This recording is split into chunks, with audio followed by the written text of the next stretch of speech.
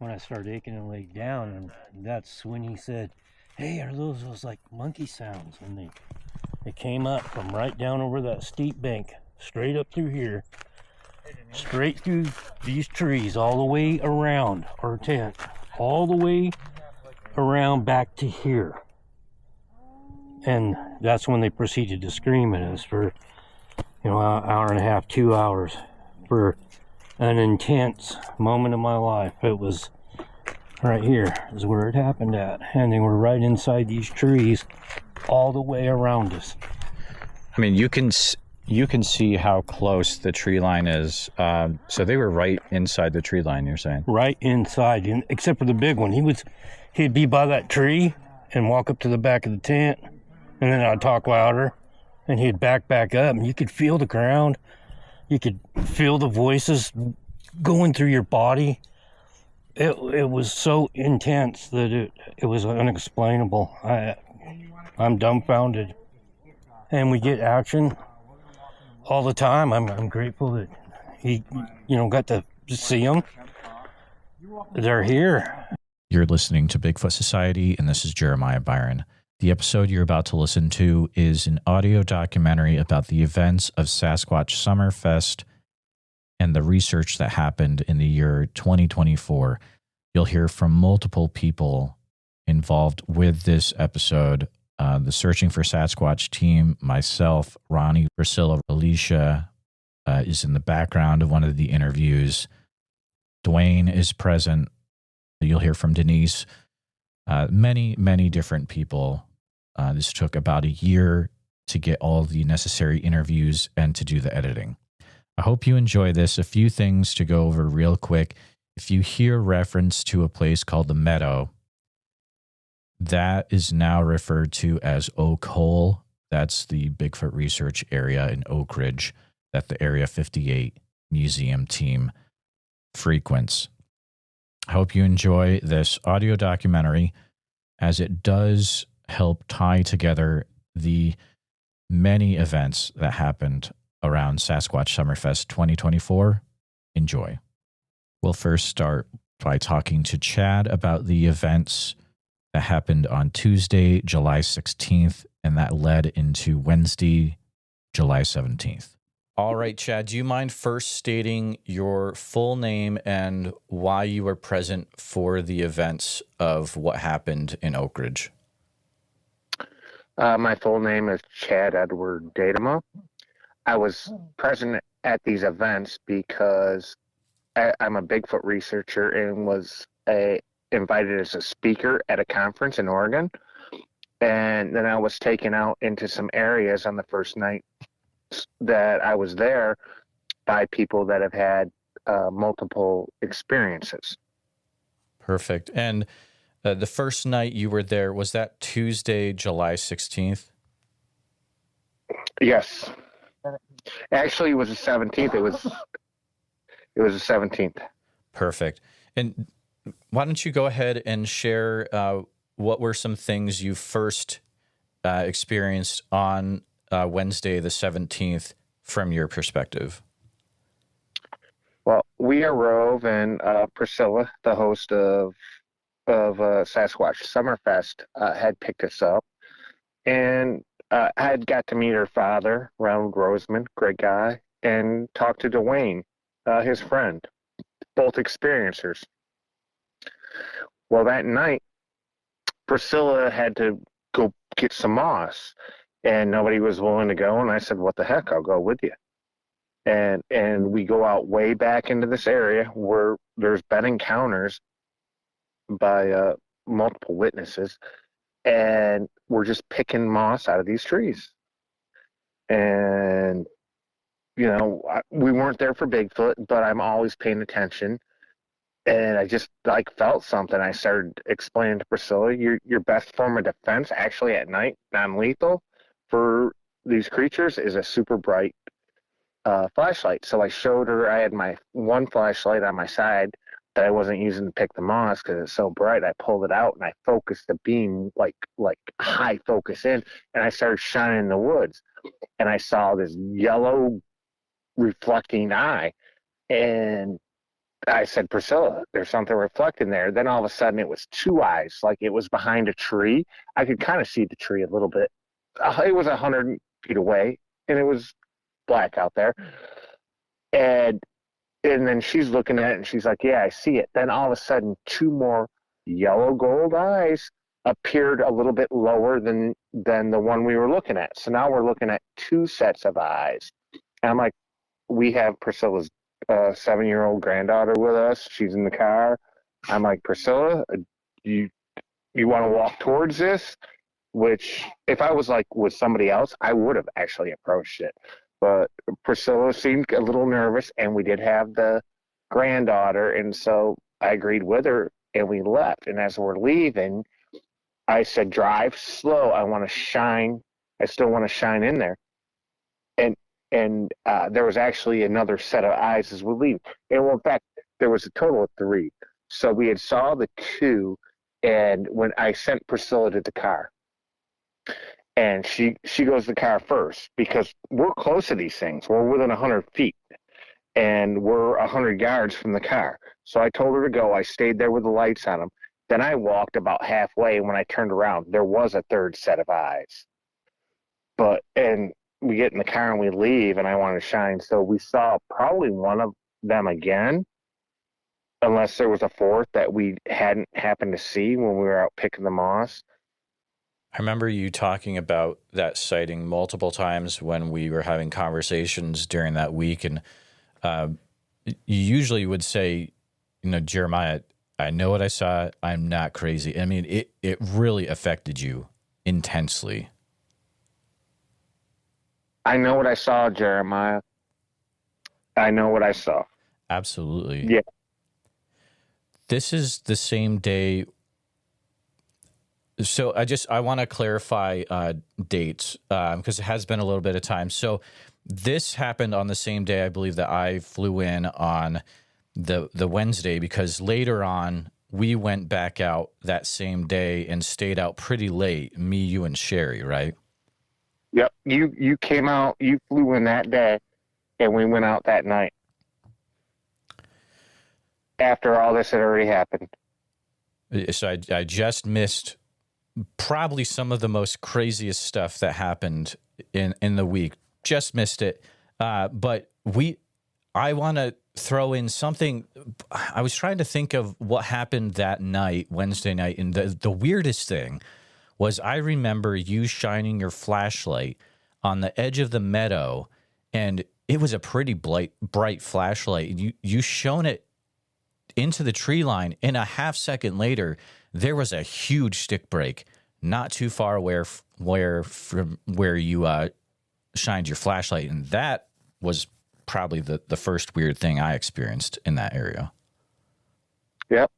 Yep, I do remember the stick break. Yeah, we could attribute it to anything, but because of what happened right in that spot, I mean, we're gonna think Bigfoot. But the thing is, we only heard one break. It's not like an animal went crash into the woods. We just heard one crack out of nowhere, and it was calm. Mm-hmm. Absolutely. Now, there had been a sighting on the edge of the meadow of one jumping down from a tree, right? I don't know if I heard that one. I didn't hear about one jump from a tree, but I heard there's been a lot of sightings up there. Absolutely. So you might have got that inclusive, at the conference, because you talked to a lot of people from the area. This is exactly why I'm spending. I should have done all these interviews at the week that I was there, but my legs started having a bacterial infection, and I was kind of not really with it. But I believe I'll get that sighting from one of the other parties that was involved in. There are so many people that were involved with being up in the area of the meadows. Were there any other things that happened out of the ordinary, or anything you noticed? I know you put some fruit up in that area as well. Yeah.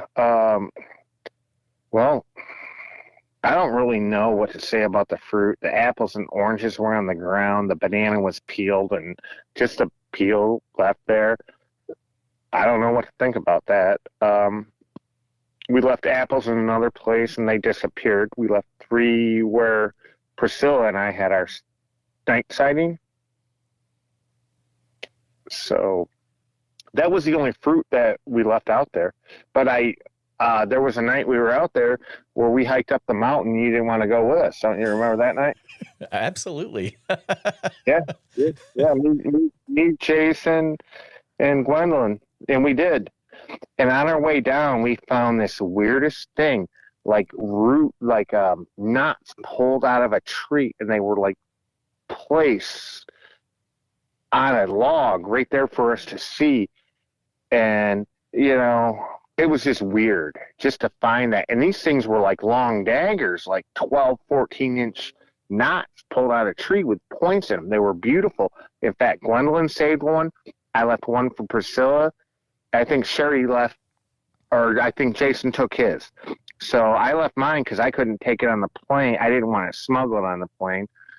But I do believe Gwendolyn smuggled hers. And they were laid so symmetrically next to each other. It was weird. Did Bigfoot do it? I don't know. But I don't think a person did it either. It doesn't make sense because it sounds like where you walked up to that area, this isn't by a trail, right? This is just in the middle of the woods. There's a trail, but it's not a heavily utilized one. Gotcha. How's it? I'm just trying to figure out how a human could get the knot where a branch. So where a branch comes out of a tree, they got the whole knot where it like lives in the tree and feeds off of the. And they were like sharp daggers. I've never seen anything like it, and it logically makes no sense. We took the photo before we touched them. That's right. Yep. It's one of the weirdest things I've ever seen, and I mean, it's par for the course for that area because there have been other people that, I mean, Sherry alone has had her name called from that area. I believe that was on Sunday night. It was the same night that we're talking about. It's just some weird stuff in that area. We heard the branches break from it started over there, and then we listen, and it just stopped moving, and we start talking, and then hear a snap over here, and we'd listen, and it kept doing that, and it got us, you know, another snap, and then my daughter got up to look with me. I was looking already. And she got up and turned this direction. We didn't see nothing then. But then all of a sudden, crash. And I see this black shape leap out of this stuff and go that way. Wow. But I was thinking, is that a bear? Because it looks small. Right.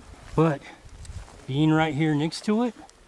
Yeah. I'm telling you what happened. Last night, they weren't aggressive at all. I was nervous. You know, we had the little girl with us too, and Priscilla, and I'm like, Priscilla, I wanted to go toward him because I couldn't hardly believe what I was seeing, and I wanted to verify. I know what it was. I know exactly what it was. And then she didn't want to go towards it at all with me, and I'm glad we didn't go towards them because that way we weren't threatening. I had the light on. I said, "You go to the car." And I held the light on him, and I watched him while she walked to the car. She walked like 300 feet, like almost a football field to the car. And when she got up there, then I turned the flashlight so I could see, because she had a flashlight. She could see.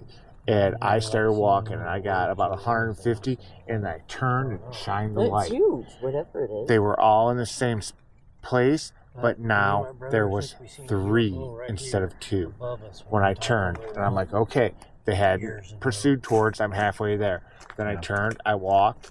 We got in the car. Why would they think they were? Eve is like, "Let's go." Like me and Priscilla are like, "What the dude? That's real. I know what I saw." And Eve is like, "Oh, we gotta go." So we're going. Our interviews continue with July 18th, which was a Wednesday, talking more to Chad about how he went up to the area again with Ronnie and Dwayne, and then that day concludes with audio from myself and Dwayne up in the Oak Hole research area. Also present is Denise, Sherry, and Chad. But we went back the next day. I took Ron back, and we went with Dwayne, and we went to look, and we located the spot for footprints, and there were footprints all over, like depressions, and there was one that was measured at, they said like 20 inches. It was like a easy 18 inches, and they were like, but they weren't defined. They were just like the shape of a foot depression. You didn't see toes because of the ground surface, the substrate. It wasn't feasible for a good track in that area, but you could see definitely where something heavy had stood. All over behind these trees where Priscilla and I saw this. And this was on the day that you went back. It would have been around 8:30 in the morning. Gotcha. And after we observed all of that, then Ron and Dwayne wanted to take me just, which is right close by, within a mile or so, mile and a half at the most by the drive, straight line, probably 3/4 of a mile. They wanted to take me to where they had their terrifying experience one night. And so we go up there, and we put out lawn chairs right on the road, right by the meadow where they had all this. We sat there for an hour and a half, and then Ron needed to run into town, wanted to get lunch and some things to drink, and Sherry slept in because of the flight from the night before. She was exhausted, had way less sleep than me, and so he was to pick her up. But during the time he was gone, he left, and within between 30 and 45 minutes, we started hearing like cracking, like footsteps. My back was to it. Dwayne was facing towards it. We're in camping chairs on the side of this like 2-track. My back's to it. He's facing me, and his daughter's off to the side. And they're hearing it, and I'm like, just keep listening and see what happens. Well, then I don't know what happened, because we heard it for, I don't know, a good minute and a half. Then all of a sudden, it crashed through the woods. My back's to it. I didn't see it. Dwayne saw it. He said it was black, and it ran through the woods. His daughter didn't see it because she wasn't quite facing at it. We all heard it. And I'm like, okay, well, let's just sit here. We didn't like go in there or anything. And within, I don't know, 15 to 20 minutes maybe. I mean, it's hard to tell in time. All of a sudden we get roared at. I mean, this roar that is incredible, that bear can't roar this long and at this. And it was a distance away, not real far, but a distance. And Dwayne and Denise, his daughter, they got a little paranoid because they had bad experiences with getting growled and roared at like that. I told them, we're okay. Let's just sit here. We're fine. I don't know, 15 seconds went by. And then the roar, same roar, but it was louder and closer. And I mean, I saw the panic in their face, and I'll be honest, I'm not often intimidated, but it was really, really intimidating to me. And I just looked at him. I said, all right, it's time to go.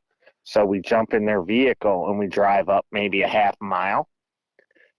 And because we can't leave, because Ronnie's coming back with Sherry and stuff. And if we leave, he's just going to go right there, and we're going to be gone. So we pull up and we find a spot to park. We park there and we wait, and we're waiting. And while we're waiting, we're on high alert because of what just happened. We're like just scanning the high hills behind us, like the cliffs of the mountain. There's some behind us that it's up like 50 feet. We're scanning across this big, huge ravine to a mountain on the other side that's all like totally visible. And I just happened to look to my left, and I just stare there at this area, and all of a sudden, this upright, dark object just goes running down this hill. I saw it at the most for a second to a second and a half, but I know what I saw. And it ran upright down this big, steep hill right in front of us. They didn't see it. I saw it. But this is within a half a mile of where all this other stuff just happened a few minutes before that. Whoa. I just got like a really weird shivery feeling. That was weird. Yeah. Yeah. I think I don't know. It's like, Do you know what I'm saying though? I Like get them all. all of a sudden it's I just usually get it right before it starts happening. I've been feeling the same way. My hair's on end. I'm looking in all around me. Pretty soon, it's going to feel like somebody's watching you.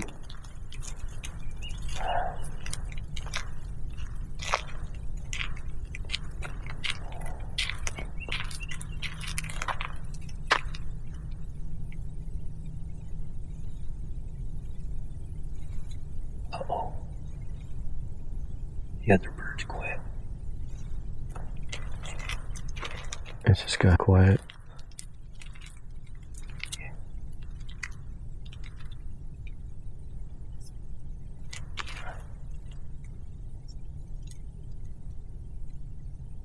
That's real close to that whistle. He's breaking stuff off that tree over there. Or just get ready. Record as much as you can. We'll jump in there and go as fast as we can if we have to. Keep it turned around, get ready to go. I won't go in here without that car being turned around. Yeah.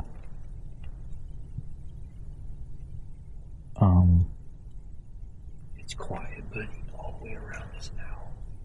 Why is it so quiet? Because something's out there.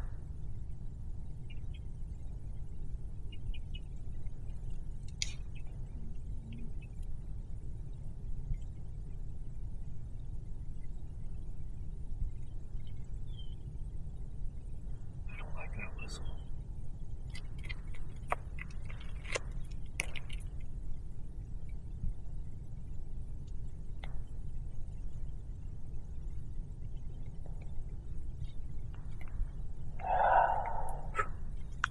Heart's racing, buddy. And I've already been through this once today. Yeah, that's crazy. It is.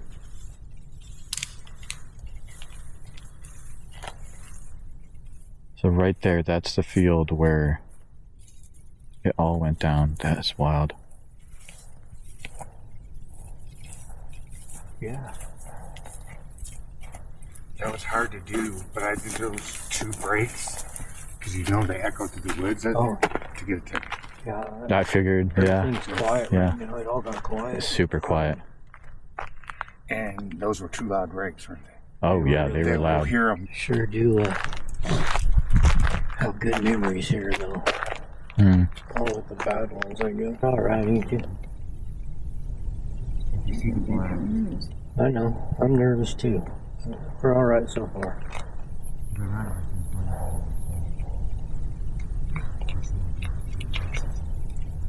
You got good instincts. Yeah.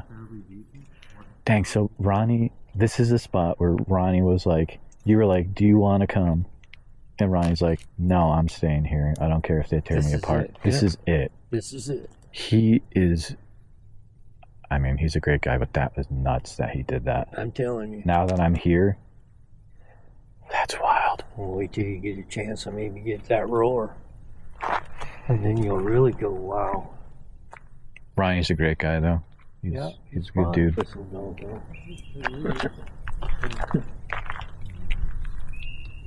That one? No way. That's it? That's what he's mimicking is that sound there, and I can't tell you whether that's a whistle bird. that I was doing back to them. That No way. Not the robin, but the one in that one. That chirp bird. That's the whistle that these Bigfoot up here have been mimicking to us. That whistle right there. That's the whistle my daughter was whistling back at them back and forth up here. It was that whistle right there.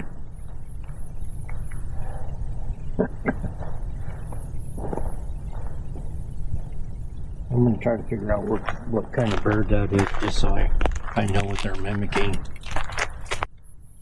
And we could be back over in that other spot too right now. Or they could be in both spots.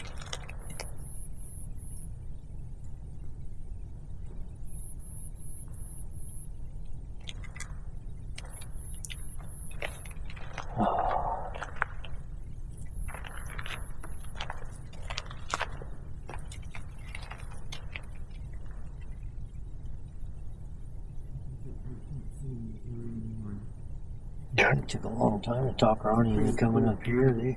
Oh, I bet, yeah. They were wanting to go down in the swamps, man. That's the place to be. That's the and I kept telling them, I'm telling you, it's not as good. Right.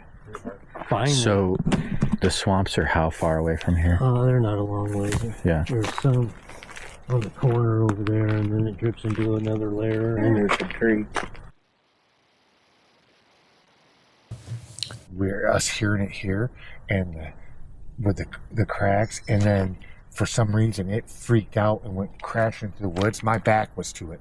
I trust this man with what he saw. He was facing it, and then when he said bear, he said it had to be a bear. It was black, and I'm like, didn't sound like a bear. And if it was a bear, it would have kept running. It got somewhere where it could go quiet. But he jumped when he. And then you said, "Well, yeah, he jumped." It was like a weird. But I didn't see it. I heard it. She heard it. My mind was trying to rationalize something, maybe. Okay. Then it was it 15 minutes after that At the most. that we heard the roar. It took off. That's why I think it went and told the alpha daddy. I really do. It took off. And within 15 minutes, there's a roar. And then he knows the story. Seconds after that, it was another big. I think 10, 12 seconds. And it was a lot closer. And then I was like, it was. We said it's time. It might have been 100 yards away. It might have only been 100 yards away. It was that loud. And I said, yeah, okay. And I left the chair. And that was nothing. Oh, wow. You did? Yeah, you did? Dude, I left the chair there because we couldn't fit it in. I wasn't wasting the time. We could have, but I wasn't wasting time. Yeah, we drove up to where I showed you we parked, that big round thing, and then pointed. So we drive up there. We're parked because we know Ron's coming back with Sherry, and we can't, we want to make sure they don't just come up here and we're gone. And we're sitting there, and I'm leaning on the hood, and we're staring up in the hills. It's a beautiful spot. There's a big area you can see way up on top of a mountain, where if a Bigfoot, without binoculars, if a Bigfoot walked across, you could see it. We're sitting there, we're watching that. And then I'm watching up on top of the hill behind me.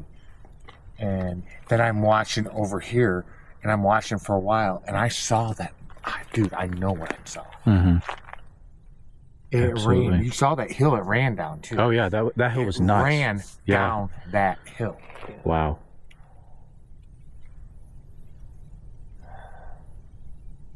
There's no sense in leaving here. So that was it's not even a mile away. It was a half mile, maybe a third of a mile. Yeah, somewhere in there. Yeah. Yeah, and then the other road that goes up there, it only goes up there. That's right up here. Where we had our sightings last night, isn't it right here? No, right over there. Yeah, but we roll up. Right, we go up and then back. If it doesn't come back this way? That's about where the swamp stood there. So, but it's not far from here. Yeah, it's getting dark now. Oh, yeah. It'll get a little darker, too. Soon. And it'll be quite a while before a moon even shows up over here. Anywhere over.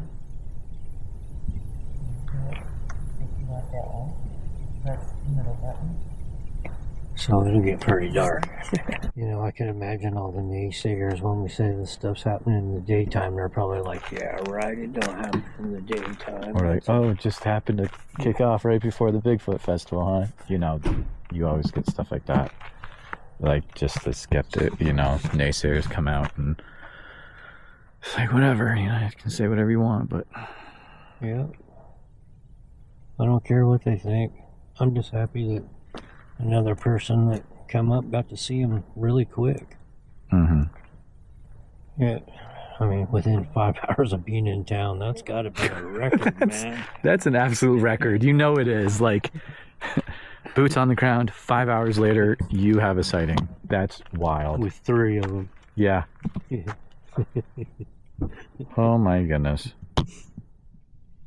Yeah, it's funny. It's just funny. Ron said, why do I never get to see him?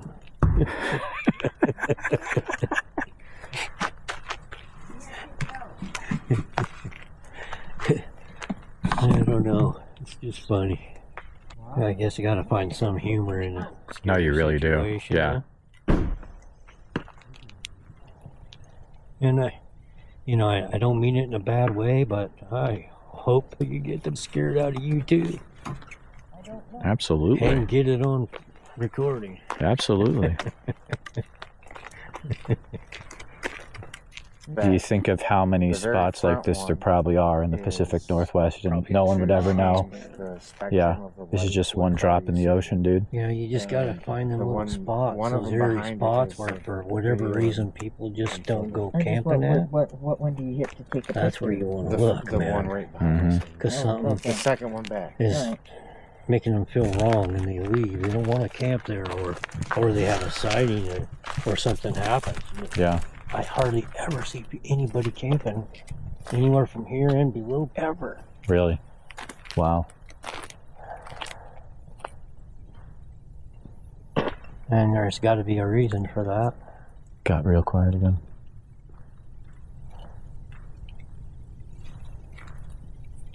Do you see something? I thought I seen movement over there. Yeah. Hey, where's your thing? What thing? So where did you see that? Behind that tree. The one where he was at? Yeah. Okay, I'm Thought not I sure seen if something over there. What thing? I kept seeing stuff earlier Look too. and see if there's something hot over there. Yeah. Past that tree. I think we need to keep an eye on that tree, to be honest. I thought it was like my camera being weird, so I was waiting until someone else said something. Thought I seen a movement over there. Yeah. Turn on in a minute. What's that? It'll turn on in a minute. Let me look at this.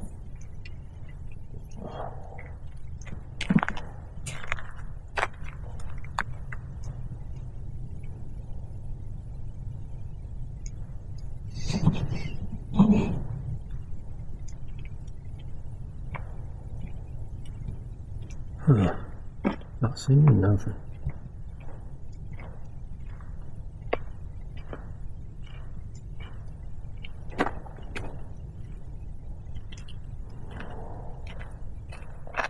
Weird, did you see that fluctuation?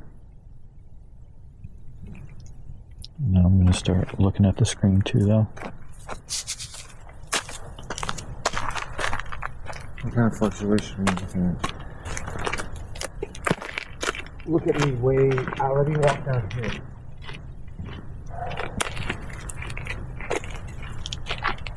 But this is usually the side the big one comes out of, but he has came out of this side before.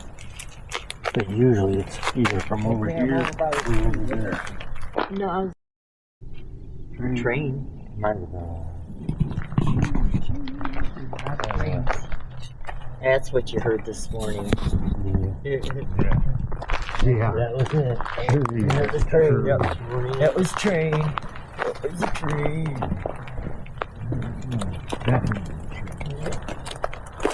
And we all had the same hallucination. Mm-hmm. Yep.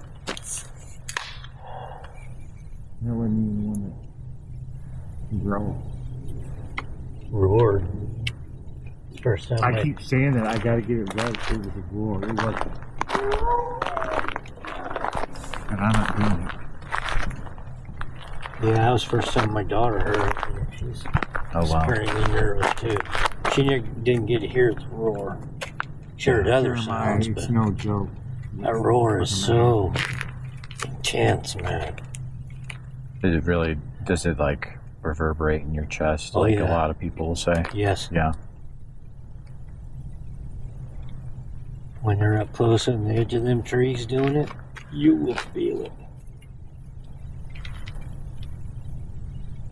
And it's so loud, it's intense. And It's the loudest thing. Because the female one I had was the loudest thing I've ever heard in my whole life. It's But a male, I think that's a lot scarier than the female. it can paralyze you too, man. You just can't move. Yeah.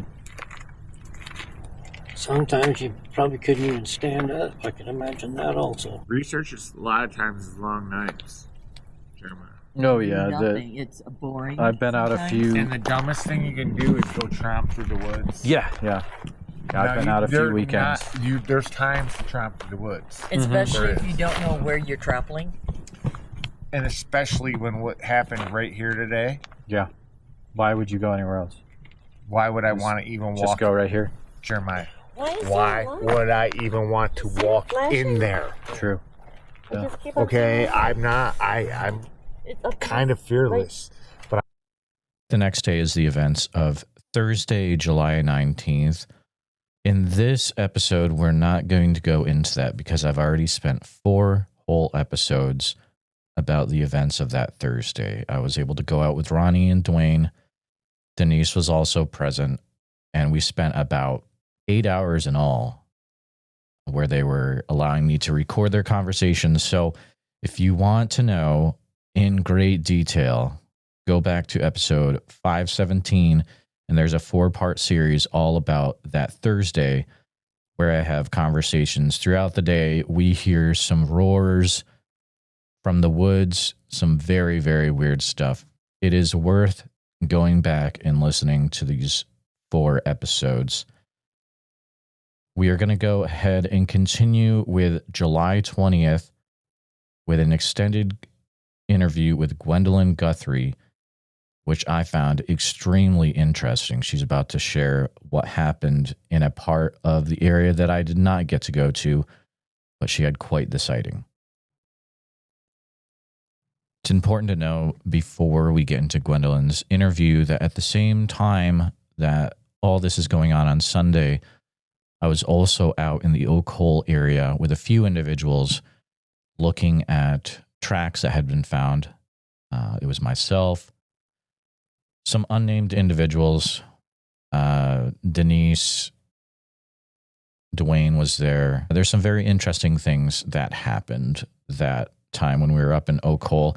I don't really have a lot of things recorded since my devices were not working at the time. They were out of battery. This is where there was an audio clip recorded. I'm going to try to play this here. That's very interesting. It's been analyzed quite a bit. It's found that have some form of language. This was recorded by Andrew. Also, this is the time when I was sitting in my lawn chair for about 5 minutes and I couldn't move. Very, very strange. It's very hard to explain, but yeah, for 5 minutes I was almost paralyzed, was not able to move, just staring directly into the wood line across the Oak Hole Meadow. I'm going to go ahead and play that audio clip here.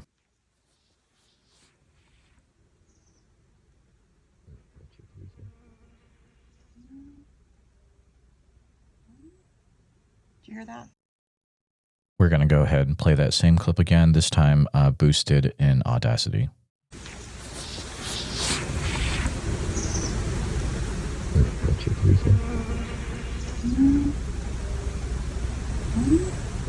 Did you hear that? It's an interesting clip. I've had a few people listen to it, including David Ellis from the Olympic Project. He says that the part that sounds like me talking is way too low for that to be me. That part kind of messes with me a lot. Also, it sounds like we have some sort of whoop, Some people will say that sounds like the message tones on a smartphone.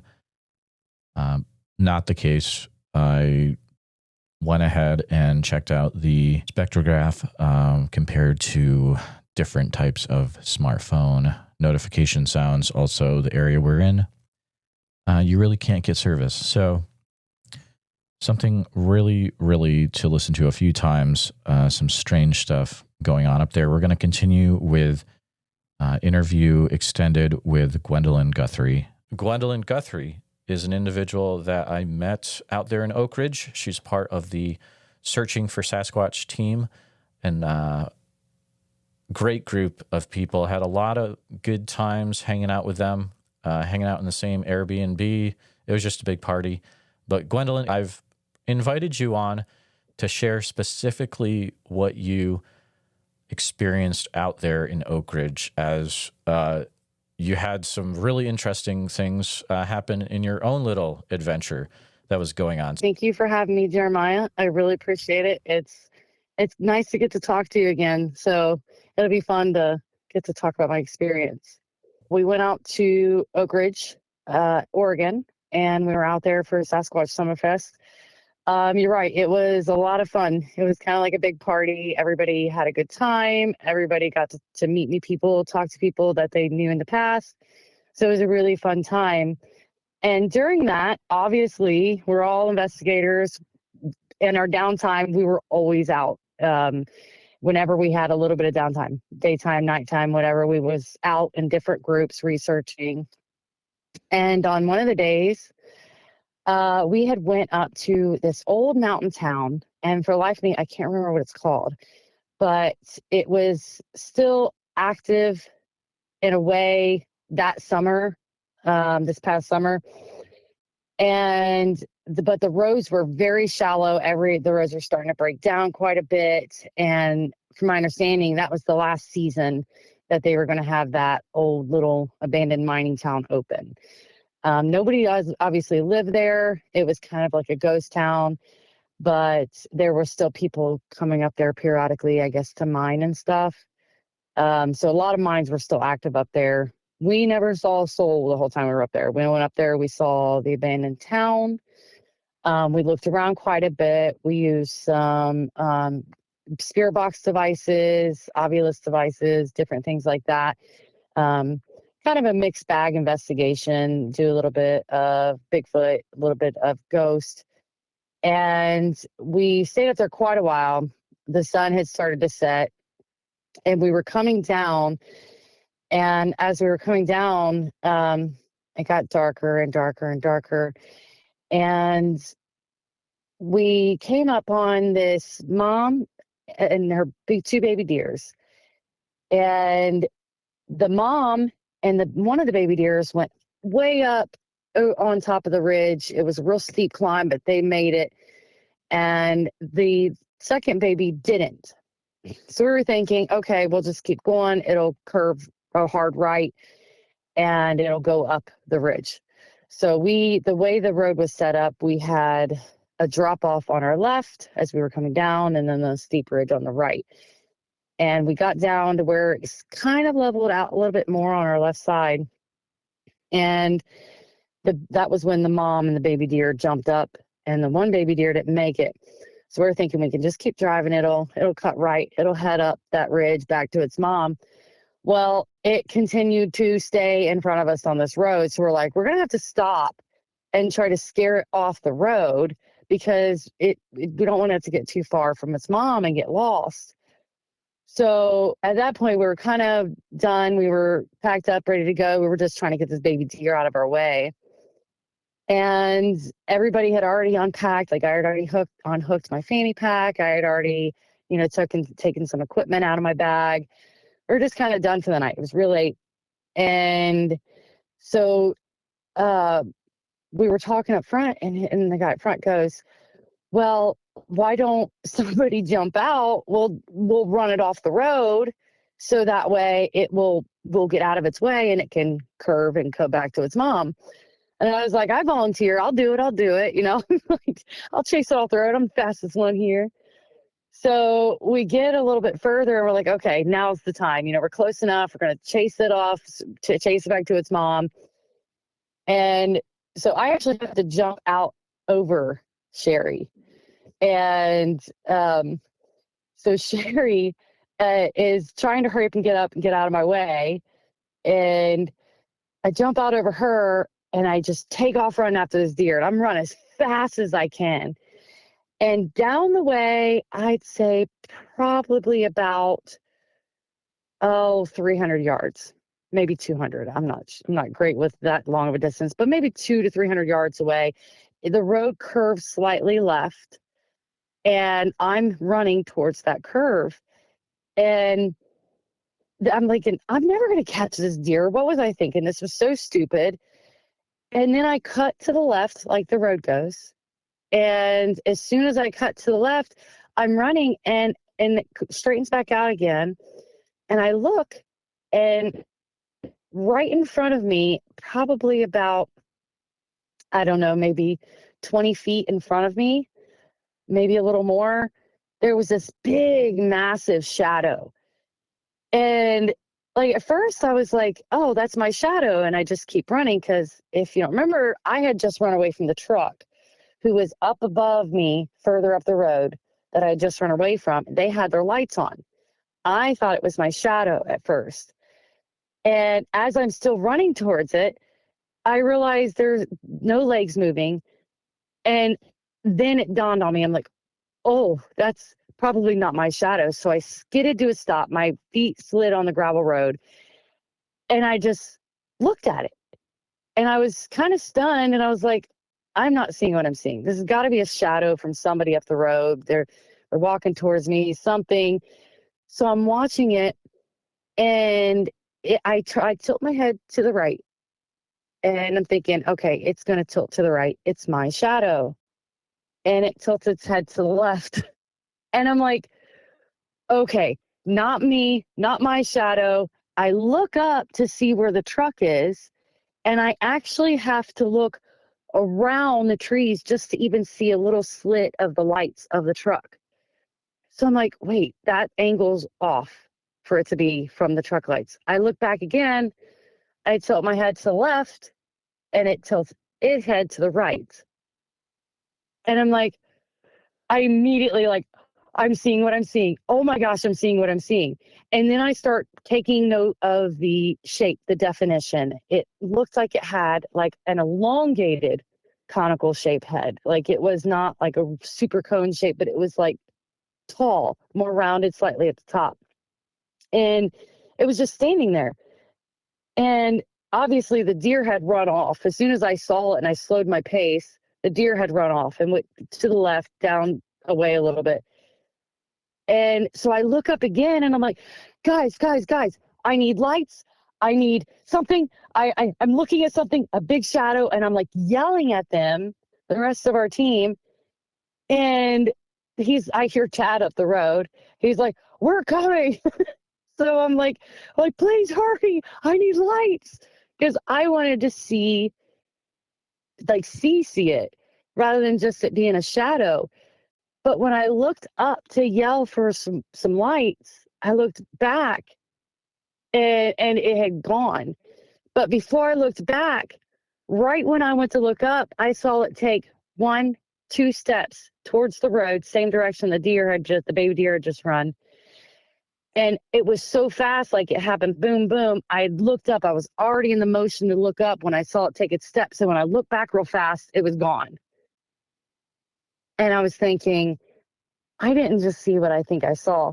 There's still nobody here. There's still no lights. I'm still by myself. And this thing just walked, and now I've lost it. And so finally, Chad comes with lights. I immediately grab it out of his hand. I go walk over to the area where it was just to see what the terrain looked like against that, because it sloped up real far, real steep, like a rock face. And that's what I thought I saw the shadow was just shining on. But it wasn't a shadow. It was an actual full silhouette of something. So I'm looking at the terrain right in front of that rock face to see, like, okay, how much room did it have to stand? Is there footprints? Is there smashed down grass? And I'm looking to see where it could have gone. And at that point, my mind was just kind of swirling with like all the what ifs. Like, what if it was just the truck lights? What if, you could have just saw it. Your mind tries to find ways to talk yourself out of what you just saw. And when I was telling Chad, like, I couldn't get the words out of what I had saw. It was like, trying to put together a puzzle that's like speeding by so fast. Like, my thoughts were just racing, and I was trying to explain it to him. And I was like, I swear I'm not crazy. I swear I'm not crazy. Because it sucked for me, because I had literally just ran away from the group. And then I see something when I'm by myself. Like, I'm telling him, I swear I'm not crazy. Like, it was right there. And they were like, okay, we understand, we got to get in the car. We got to get out of this area. We're going to go see if we can, follow this deer, see if we can still find him. Like, you guys don't understand. And so we got in the car and the truck, and I just remember the whole time just it replaying in my head over and over and over and over. Like, what else could it have been? What else was it? But I just remember thinking, did I really just see my first Bigfoot? Did I really just see what I thought I saw? And, it still kind of plagues my mind, because I saw it, but I didn't see it. And my whole goal is just to have that real good, solid sighting, especially a daylight one, but one where I can see definition and color. And I almost, in a way, felt cheated because I didn't have my flashlight with me. I didn't have anybody else with me that could give me another perspective. And so we get in the car, I'm replaying it in my head, and then I'm thinking, did it get the baby deer? I was worried about the baby deer. Did it get the baby deer? Is that what it was going after? Why did it go the same direction as the baby deer? I'm thinking, oh, that baby deer is dead. And I just felt so bad because I chased it right into it. But then we cut around to the left and then to the right, and then there's the baby deer just standing there in the middle of the road still. And in that moment, it finally decides to veer off the road. And we're like, okay, the baby deer is going to make it back to its mom. But what was that? And I still don't 100% know what it was, but I think it's because I've worked so hard to talk myself out of what I saw. And I feel a little cheated that I didn't see it full on with detail and definition and color like I would have liked. But overall, it was a really cool experience. And I remember talking to Bill about it afterwards. He was super excited about it because, he was determined to give some people, this Bigfoot experience. And I feel like I got it, but he wasn't right there with me. But it was a really cool night. Gwendolyn, that's absolutely incredible. I mean, to remind listeners of what Bill had said when I talked to him a while back. Well, first, so this is on Sunday, right? I think it could have been, because I think I left on a weird day, like a Monday or Tuesday. Because Bill had told me about how on the last day, he had come up to you and he had said, "Are you ready to see your first Bigfoot or Sasquatch?" And you'd said, "Yeah, definitely." He'd also come up to me after that and asked me the same question. And I believe that happened on a Sunday. And that happened. Oh. Yeah. Exactly. Wow. You might not know this. You probably don't, just because we haven't talked before this since. But, and I just want to share it real quick, so listeners bear with me. But I left on a Tuesday. Near the end, I had pretty much a serious infection in my legs that I got from up in the woods. And so, Monday, I had to go into Springfield in order to go to the doctors, get some antibiotics. So the last day I was there, I had to cancel interviews, and I was kind of like, forget this. I'm just going to go out and get a burger and drive around Hills Creek Reservoir and just enjoy this, right? And so I drove out there, and as I was driving down the road, and I don't know if you got down there, but this is way out there, right? It's a big reservoir south of Oakridge. I remember driving down the road and looking over to this large pine tree that was covered with ivy on the front of it. And from what I saw, it looked like it was the basic silhouette that you would see of a Bigfoot that was about 8 to 9 feet tall. And Oh, wow. I saw it for a few seconds and then it disappeared. And so I get that feeling of like, I don't know if I experienced what I saw. It may have been, I know I had a fever at the time. It may have been some kind of hallucination. I don't know. Could have been the medicine that was working in my system, or it could have been something that actually happened. So I get like, ever since then, I've been trying to talk myself out of it, right? And it's very, very strange. But part of me is like, why can't I just accept it as well? You know? It's just very weird. So anyways, I wanted to put that in there for a little context of we were both approached by Bill, and then we both had weird things happen afterwards. Yeah. That is interesting because he was just, the way he asked me, he was like, oh, you're going to have one. Like he just knew. And I was like, well, I sure hope so. And in the back of my mind, I'm thinking, probably not. But, I'm going to go with it. I'll have faith in it. Like, let's do it. Let's, I'll be gung-ho. I'll believe this. But in the back of my mind, I'm still like, I've been doing this for, probably a good 10 years, Bigfoot research. So I still haven't seen one. So maybe not.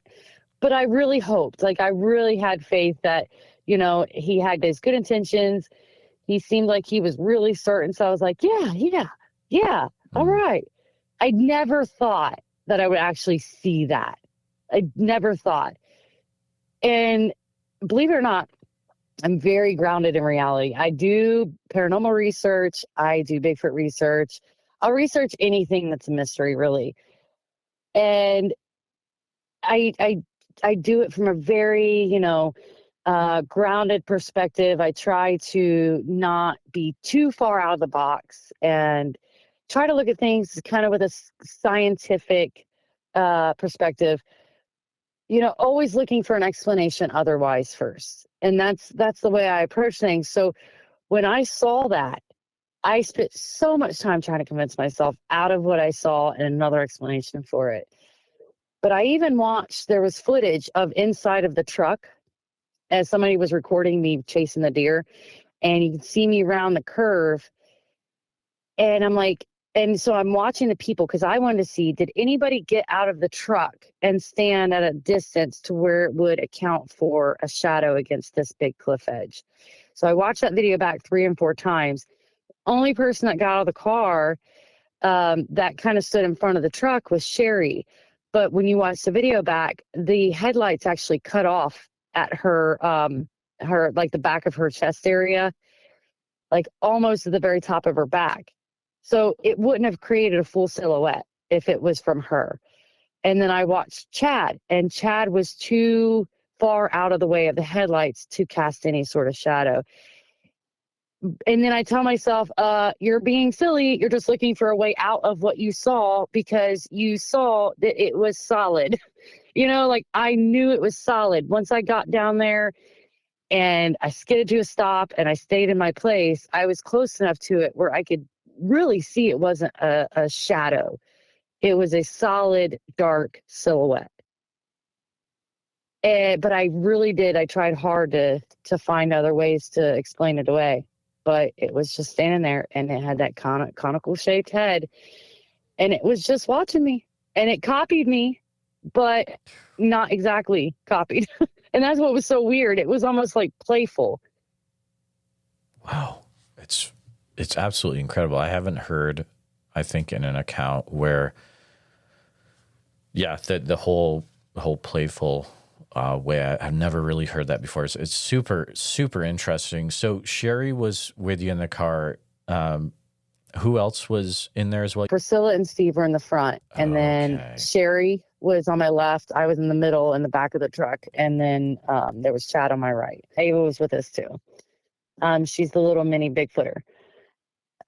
So they were all with us, and we were all in the car together. I was sitting in the back of the truck, the back seat of the truck. I had to dive over Sherry to get out, but there was quite a few people in the truck, and that's why I was so frustrated, because I was thinking, why couldn't anybody been with me and saw it with me?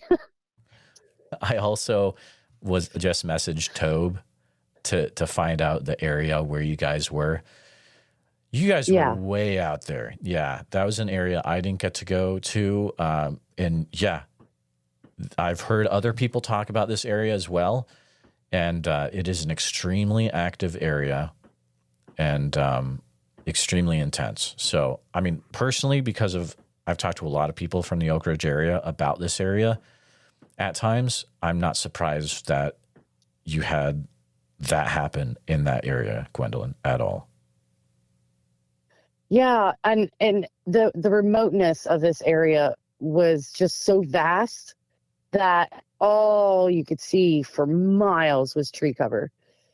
So I'm honestly not surprised either. I mean, if he's going to be out there surviving on nature, it's going to be that area.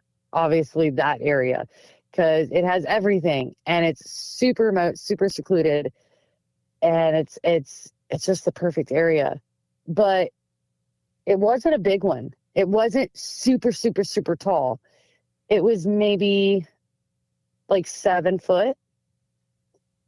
And it was, when it cocked its head from side to side, the way it moved like its upper torso along with everything. So it moved one way, and you saw the shoulders and everything kind of move with it. And then the other way, you saw the shoulders and everything move with it. So that's what I thought was super intriguing. And that's what made me kind of look up the hill like, what are they doing? Because I thought it was then maybe their shadow second. But I couldn't see the truck. I could only see a sliver of the lights through the tree leaves. So I want to ask a question. What are the chances that this was someone randomly walking through the woods like a lost human? Absolutely zero. Honestly, zero. Yeah, there was nothing anywhere around. Yes, there's that abandoned mining town up there, but the only access road is the road that we took. I can't see anybody hiking for that far to even get up there. I mean, it's miles and miles back. It's probably about 5 miles back once you start hitting the gravel road going up the mountain. So it's pretty far back there. So I can't see anybody getting up there that far and then being brave enough to face a truck up the road with a person staring right in front of them. Also, wherever it took off to, it was fast, very fast. Another interesting similarity between yours and another experience I was with is that this happened after you put everything away. You kind of were like, well, we're done. Put it all away. You weren't ready to film a doc or anything like that. You're just kind of, sounds like you're chilling out. Oh, there's a deer in the middle of the road. I'll go out and help it because I'm a nice person. And that's when the stuff happens. That's kind of how it was when we heard the vocalizations up by the Meadow. We were just chilling out. I wasn't in recording mode. It's very interesting how that always kind of seems to happen. But that does seem to be like a factor that hits between sighting and experiences, because you can go out and research for hours and not get anything and go back to your camp, and then you start getting everything happening around your camp. Mm-hmm. It is weird. They're not dumb. They're very smart. They know when to do things. And the more I'm out there doing this in the field and getting to know what I think is, my version of getting to know Bigfoot, it's just mind blowing to figure out how intelligent they are and how on cue they are. And they know what you're doing. They're not dumb. And it just kind of blows my mind. Oh, absolutely. And I'm probably going to release this around when you guys release the Oakridge episode, which could be months from now. But yeah. So just it's a weird, such a weird thing, because if you think about all the things that happened I'm thinking about people from your group, and by your group, I mean Searching for Sasquatch team. You had, including you, 1, 2, 3, 4 sightings.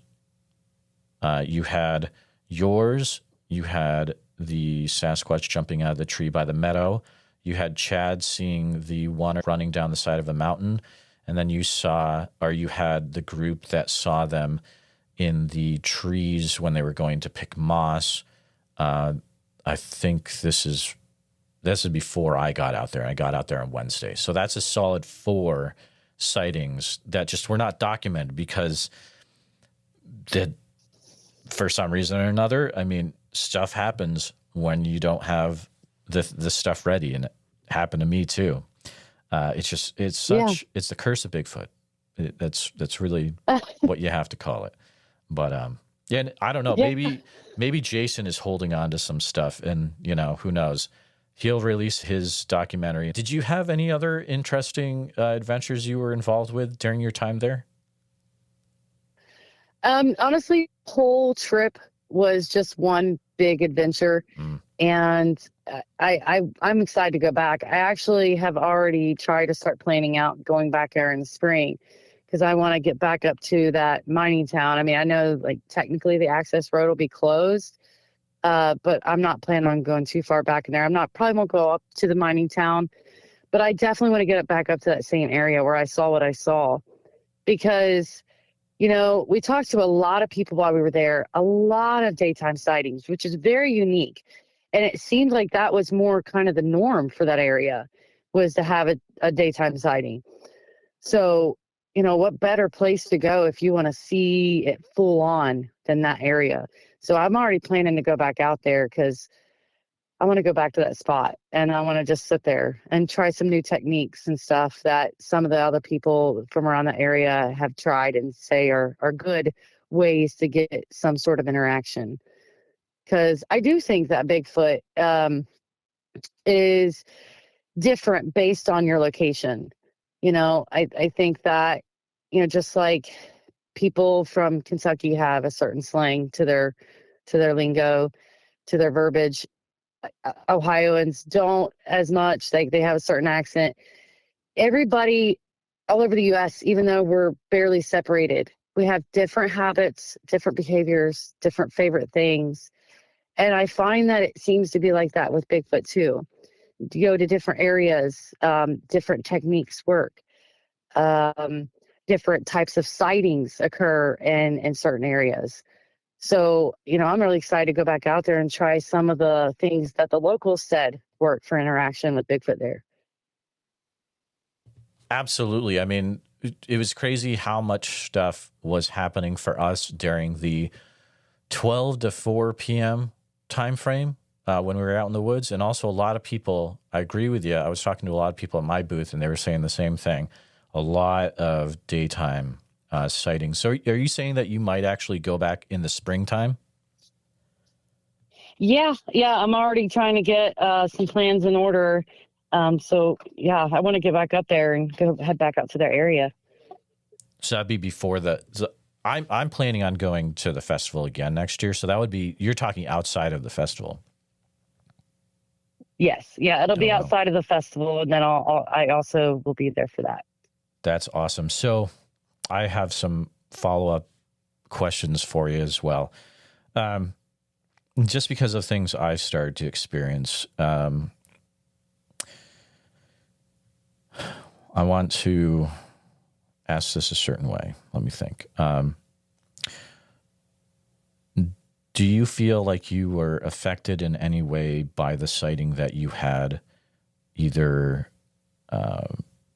mentally or physically? I don't think so. I don't think so. I was just kind of stuck in shocked mode for quite a few days. Gotcha. And when you got home, did you start to have any dreams about that area at any time? No, I don't know if it was that area, but I did have a dream that kind of was a continuance of that experience. So I'm not sure if it was the same area because it was more flat terrain, but there was a Bigfoot there. And I just remember playing peekaboo with it. And then when I couldn't find it, I went looking around for it and I couldn't find it anymore. And then that was the rest of my dream, just trying to find the one I was playing peekaboo with. But I felt like it was kind of a continuance from that situation. And maybe it was because it was stuck on my head for so many days. But it wasn't until after I got back. And I think I talked on the phone with Bill. And then that night was when I had that weird dream.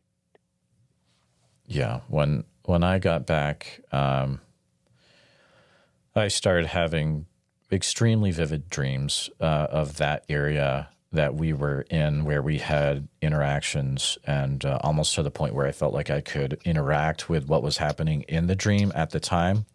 I don't know if you've ever had any like that, where it's just like very, very intense and you're not even sure if it's real life or a dream. So I was curious if that had happened to you at all. And then also it feels like you as well are definitely feeling drawn back to that area. Oh, 100%. Yes. 100%. Thing where you close your eyes and you can just see the area. It's very much in your mind. Yeah. Oh, for sure. Yeah. Yeah. I remember the whole scenery from everything. It was all consuming. That's all I could think about of that night was just that particular incident. So here's the thing, Gwendolyn. It's a weird thing I'm starting to see, because I've been talking to a few people that were with me up in the Meadow area, which is a totally different area than where you're at, but you're kind of experiencing the same thing, which is that different people are being drawn back to certain areas where they had some kind of interaction with a Bigfoot type creature. And it's very weird. I don't know if this happens to different people when they have encounters in different parts of the U.S., or maybe it has something to do with this whole area of Oakridge. Maybe there's something strange going on there that draws people back, or I don't know. It's kind of an interesting thread that is coming out in all these little interviews that I'm doing about the area in that week of July, which feels like it was a year ago, but it's really just a few months ago. It does feel like it's been ages ago already. But I find that interesting. So pretty much everybody you spoke with has expressed interest on going back there then. Yeah? Oh, absolutely. I mean, so here's the way I explain it, and hopefully people remember this show that came out 20 years ago, which is called Lost. I don't know if you remember that. Oh, I vaguely do. I feel so old. Okay, so I'll explain. So it's this group of people that crash land on an island in high strangeness all over the place, like polar bear on the middle of a tropical island, right? Weird stuff. So they fight and fight and fight, try to get off the island for like seasons, right?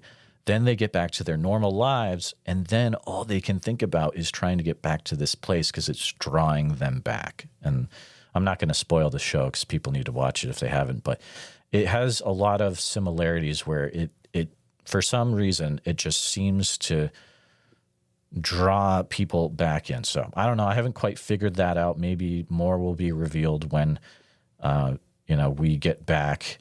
I'll be back July. You might even be back sooner. Hopefully you're able to get back there sooner. But when you think about that week, were there any other instances where you feel like you had an interaction or something happened that was Bigfoot related in the same area you were at out in the woods, or besides the mine area? Not really. I mean, we had a lot of strange sounds around us at different given points, but you're out in the wilderness. There's a lot of noises out there.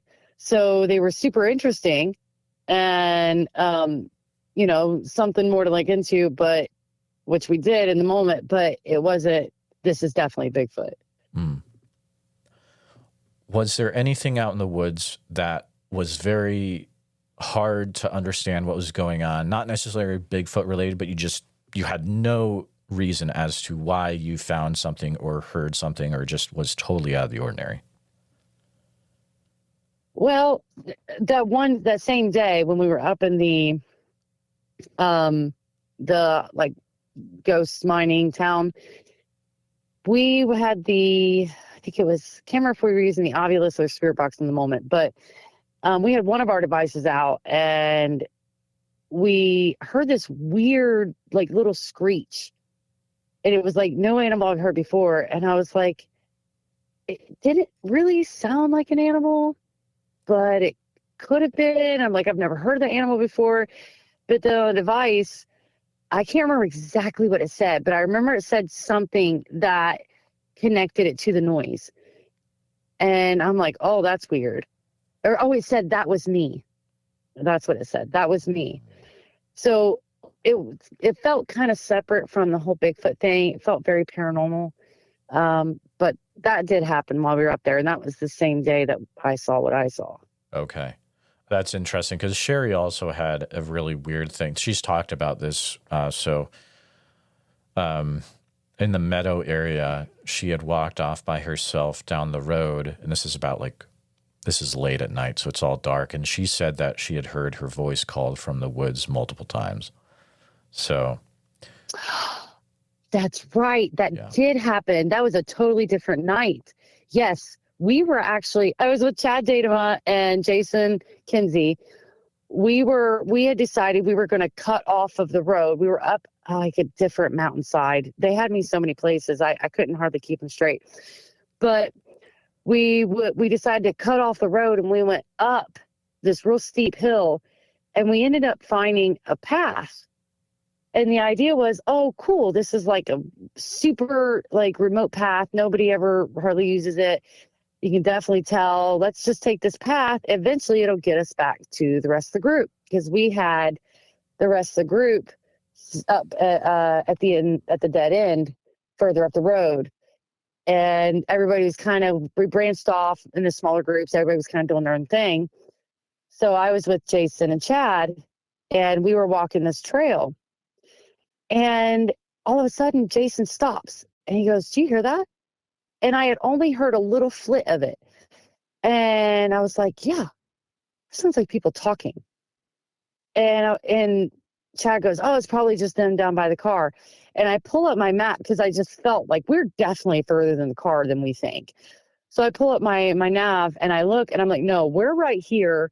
The car is way over there. And I show him on the map. And I'm like, there's no way we're hearing them talk in regular voices from all the way over here. And then we walk a little bit more, and then Chad stops right in front of us. He's like, Trish, hear that? And I didn't hear anything that time. And I can't remember if Jason had heard it at that point or not, but I didn't hear it that time. And Chad's like, I just heard people talking. And we're like, no way, this is so cool. So finally we get out and we meet up with the rest of the group. And then Sherry tells us that she heard voices saying her name. And I'm like, are you kidding me? We all heard voices. But again, this was yet another area. As you know, that whole area over there where those mountains and everything are, they're so remote. Most of it's only logging, mining, stuff like that. Like, it's just access roads.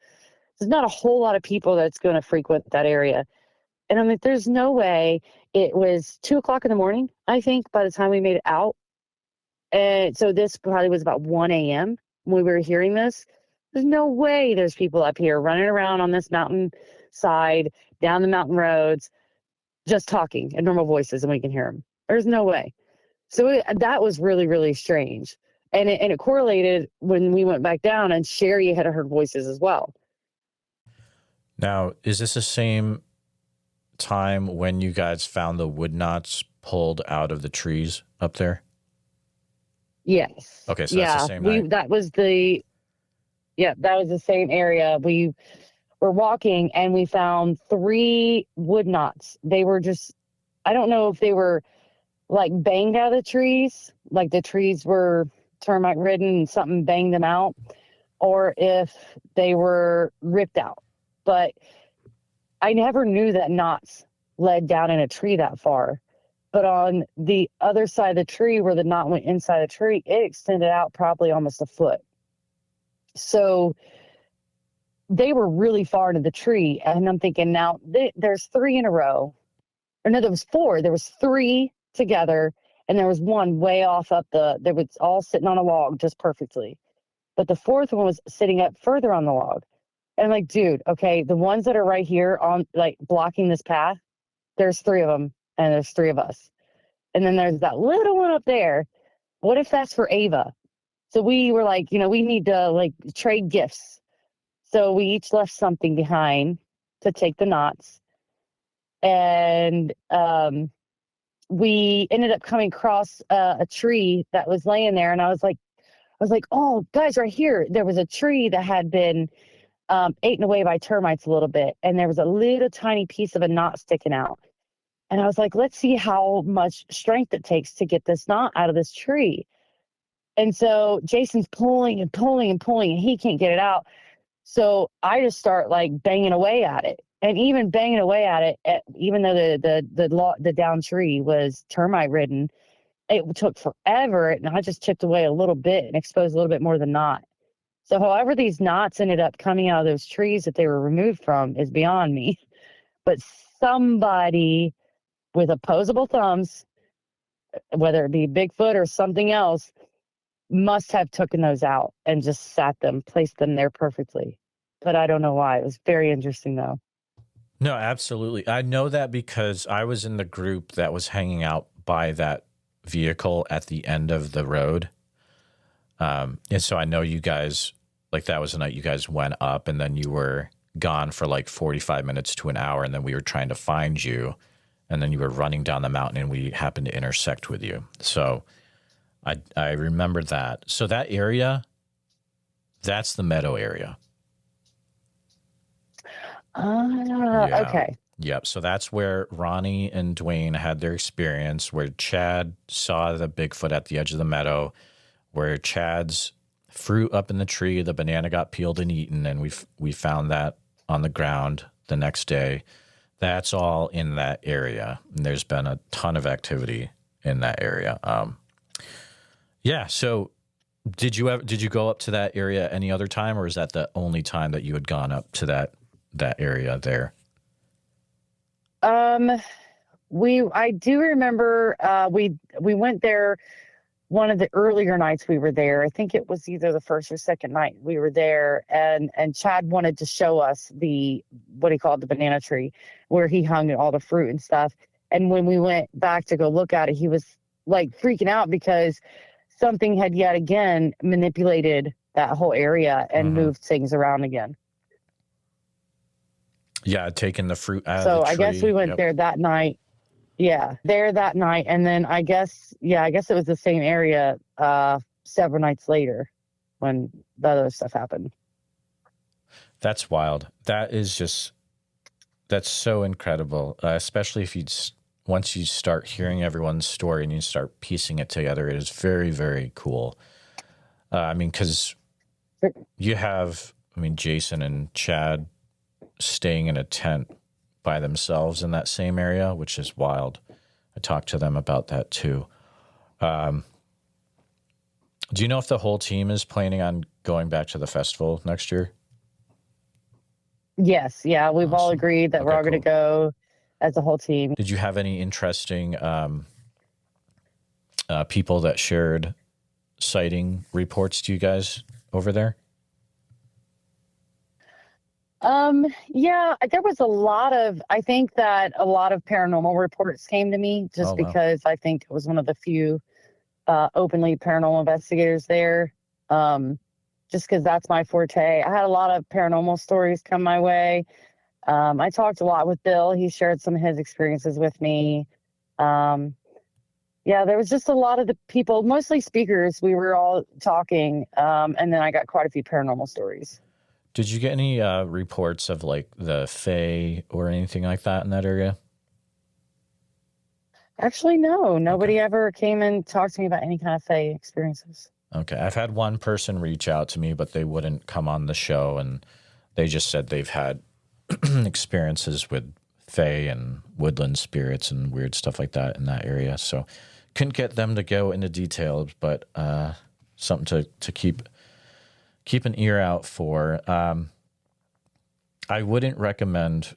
I'm going to close this out first. So, Gwendolyn, it has been a pleasure chatting with you. It's great to finally get you on the show and to get your version of what happened during Sasquatch Summerfest last year. Thank you for coming on.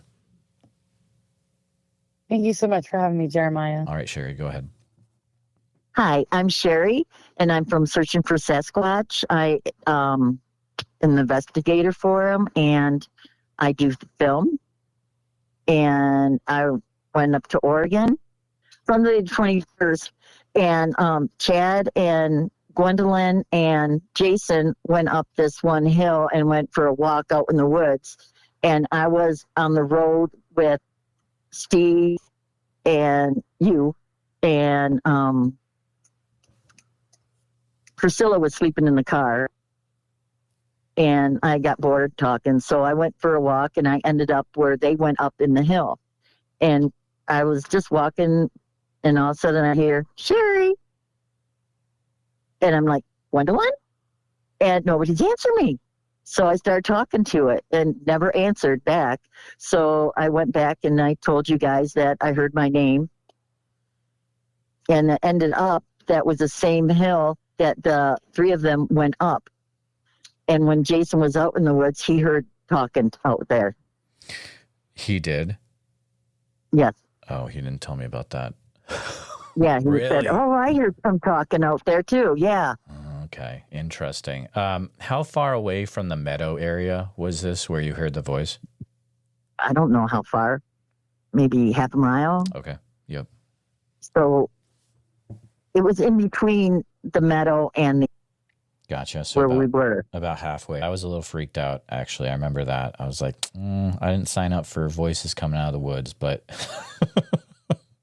Yeah. Yeah, He said, right. I'm not going back. I asked you guys to come back. Yeah. And you're like, oh, I don't do with ghosts. Yeah, no thanks. After the events of the festival on the 23rd, which is a Tuesday, Jason and Chad had a camp out up in the Oak Hole area. So I was able to sit down with Jason and then Chad separately, virtually, and get their thoughts about what happened when they were up there doing a camp out by themselves, and if anything happened. My name is Jason Kenzie. I am an animal expert. I am a Bigfoot and cryptid researcher, and I'm also a filmmaker. And this is what happened in Oakridge, going over into the Meadow, where there has been people being roared at and eye shine being seen. So on Tuesday, July 23rd, Chad Dateman and I, we traveled up into this area. We could see smoke from the fires, the wildfires that were burning all around us. The largest wildfire in the United States burning not too far from us. It didn't stop us. We drove up into this meadow where people have these sightings, not just audio, but they have actual Class A sightings where they actually see the creatures. And it started like any ordinary camping and exploring. Went into this really nice meadow area. It was covered with wildflowers. It was quite pretty. And we were surrounded by thousands of acres of forest all around us. We put out a banana and some donuts right behind our tent, hoping that in the night these creatures would come walking up. And I was very excited, hoping that if we could hear them coming around. So as the sun was setting, I put out my camera gear and we got ready. And when the darkness hit, and after, nothing happening for a while, there was a couple birds that kind of went off in the darkness, which I always find odd because usually birds are sleeping. They usually squawk if, something comes around to disturb them. So we decided to go for a little walk in the darkness of the forest, leaving our tents by themselves. And as we walked in the darkness and we looked around, we saw this massive tree, like a structure where the tree was kind of pushed over. Obviously, it could have been just snow load. But we went up to it and we looked at it, and it looked like, you could see that something could be sleeping under it because it was still alive. The tree was still alive, and you could see that the way that the branches were lying down, you could see that something had been lying there. And after, looking around some more, and we really didn't, see anything or find anything, and we went back to camp. That evening, we went to bed about, I want to say maybe 1 a.m. And up to that moment, there wasn't much that went on. In the night, while we were sleeping, I did get woken up by something walking around the tent. It wasn't too close to the tent. It was just into the forest. Now, I did listen to it for a little bit, walk around. And so I got up and I went over and I peeked out of the tent. We had a tent that we had these giant windows, and we didn't have anything, no tarp or nothing covering the tent, so I could just see right out, as long as I put the light right up to the screen, and I didn't see anything, but I definitely could hear something walking. So in the morning, we woke up. It was early, maybe about 7 a.m. And as we stood there, just taking in all the beauty around us, there was a roar that came out from the forest. It was quite far away, but it was definitely a roar of something. I would say it was probably about 2 miles away. I wouldn't know. I'm not 100% because I didn't have a measuring tape. But I know it wasn't too close to the camp, and we could barely hear it. We almost missed it. Just at that moment, we had stopped. Sadly, I didn't have my camera rolling, and if I did, it probably wouldn't have picked it up. But it did roar twice,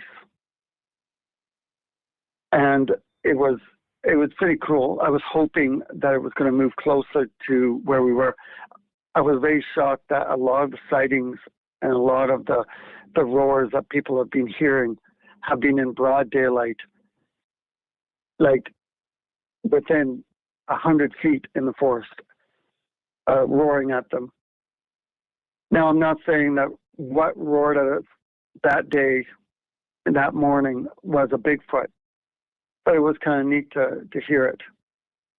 And then after a couple hours of nothing else happening, we basically just jumped into the truck and we drove back to base camp. How loud were the footsteps that were around your tent? Well, to be honest, it was probably a smaller animal. Mm-hmm.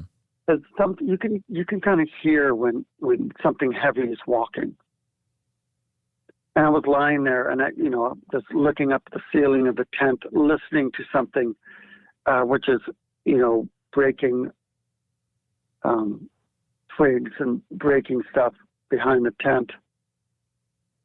The donuts were still there, and same with the banana. The banana was still there. So whatever it was walking around, it definitely wasn't interested in the yumminess that was out there on the branches. So. Absolutely. Did you have any visceral reaction to when you heard that roar, or is that similar to things you've heard before?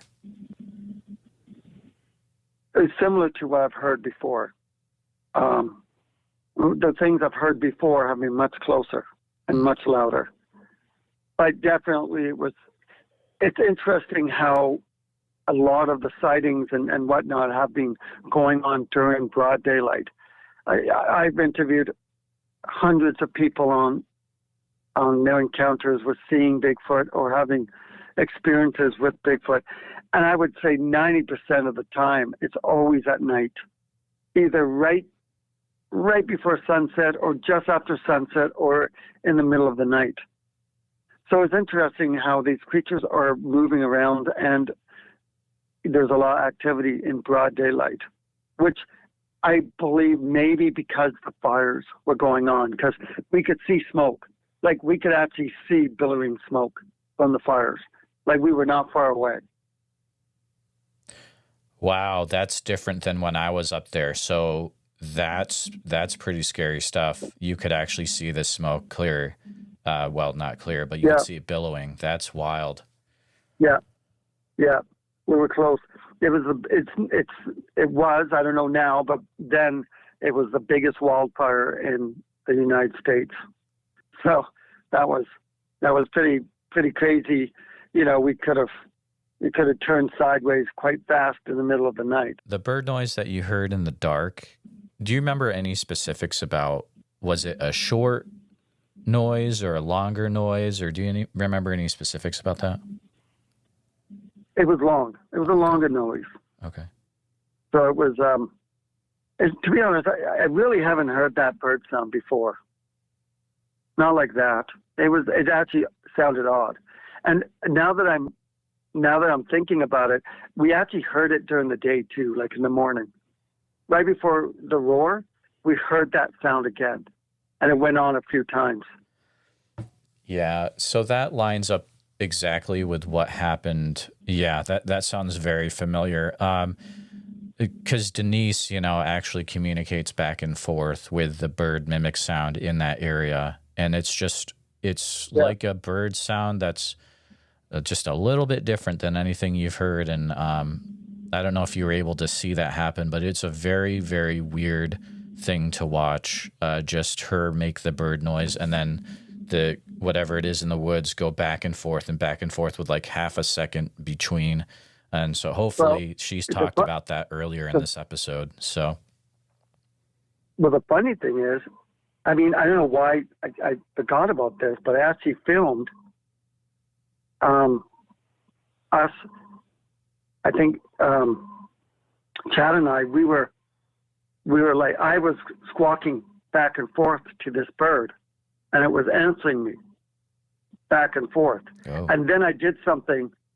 I think I howled or something, and it stopped. And then I turned to Chad, and he said, I must have told it to off or something. It totally stopped. But I do remember, I think I filmed it. I have to go back and look at the footage to see but I do remember talking, or at least communicating.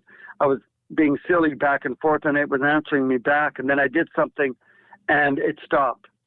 It actually stopped. And I was like, oh, well, that was interesting. We had a similar situation happen on Sunday where Denise was communicating back and forth, and another individual from the party started trying to do a different bird sound, and that cut things off entirely. It was very strange. And the thing I've already talked to Jason, and I'd love to talk to you about, so you guys actually stayed overnight. You tent camped in that area as well.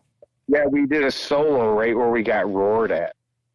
And right where I heard the thing, whatever, crash through the woods. I didn't see it, so I'm not going to say what it was. But Dwayne said it was dark and big, 3 people heard it. Dwayne's the only one that saw it. We camped right there, and it was really quiet. It was eerily quiet. But the next morning, around 10 a.m., there was one long roar, but it was at a much further distance, but it was definitely clear. It was the same thing that I heard. It was just further away. And so, yeah, heard it there. What day again was it that you had camped out with Jason there? So that would have been Jason. Wednesday. Jason left on Thursday, right? Tuesday. Jason left on Tuesday. I think it was Tuesday. I think. Okay. Let's see. So wait, no. Sunday was the last day of the conference. Yep. Monday, it was Tuesday night. Yeah, because we didn't camp out on Monday. We drove around and did other stuff. It was Tuesday night we camped out. And then Sherry and I camped out solo Wednesday night because Jason left Wednesday morning. At any point, did you hear anything? So besides vocalizations, did you hear anything else weird in the woods when you were camping out there? We'd hear a break or a crack here and there, but really not a whole lot other than the day with Dwayne, with the one we could hear really loud move, and we'd hear it every multiple seconds. It'd break another branch or step on something. Nothing that was intimidating. Absolutely. You've been involved with many, many different research expeditions. Do you feel like there is something going on in that area, or it is just a group of people that are amped up? And I already know what I would say, but I'm just curious what you're going to say. I have never experienced so much activity in such a short period of time in my life, and I've experienced a lot of activity habituating groups in my area. So no, there was something. I almost wonder if the fires were, I don't know, but then all the reports, Jeremiah, all the reports in the areas that we were put where people say were a lot hunters. I mean, I'm told there's people that won't hunt in this area anymore. And the area that we did all this research is like a 1 square mile circle. And so I think there is something there. I don't know if the fires irritated them or whatnot, or just us being there did. But I do know after the second night, things did slow down, but they didn't totally stop. Sure.